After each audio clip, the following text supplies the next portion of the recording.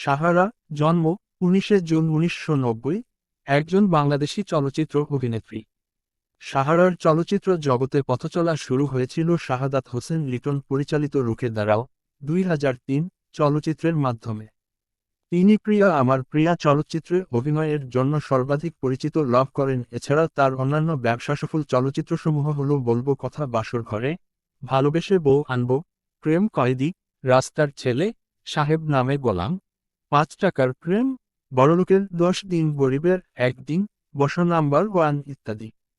সাহারা 2003 সালে শুরু করেন অভিনয়ের জীবন রুখে দাঁড়াও চলচ্চিত্রের মাধ্যমে। তবে এই ছবিটি বক্স অফিসে ব্যর্থ হয়।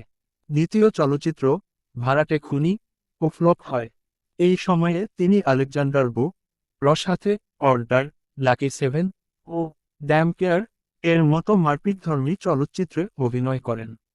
অর্ডার ছবিতে আলেকজান্ডার বু ও তার উপর চিত্রায়িত কণ্ঠশিল্পী আগুনের গাওয়া চন্দ্রিমা গানটি তাকে জনপ্রিয়তা পাইয়ে দেয়।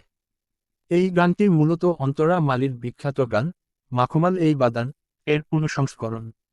এরপর তিনি রুবেল ও রিয়াজের সাথে বিষাক্ত চোখ চলচ্চিত্রে অভিনয় করেন। 2008 সালে শাকিব খানের সাথে বদিউল আলম খোকনের প্রণয়ধর্মী প্রিয়া আমার প্রিয়া চলচ্চিত্রে অভিনয় করে প্রথম সফলতা অর্জন করেন। এই ছবিতে তাকে বিশ্ববিদ্যালয়ের পড়ুয়া স্মার্ট ও অহংকারী চরিত্রে দেখা যায়। প্রিয়া আমার প্রিয়া চলচ্চিত্রের সফলতার পর তিনি বেশ কিছু চলচ্চিত্রে চুক্তিবদ্ধ হয়। এই চলচ্চিত্রগুলোর মধ্যে রয়েছে বলবো কথা, বাসর ঘরে, ভালোবেসে বউ আনবো, প্রেম কয়েদি, রাস্তার ছেলে, সাহেব নামে গোলাম, 5 টাকার প্রেম, বড়লোকের 10 দিন, গরিবের একদিন। 2011 সালে তার অভিনীত বন্ধু তুমি শত্রু তুমি ছবিটি মোটামুটি মানের ব্যবসা করে।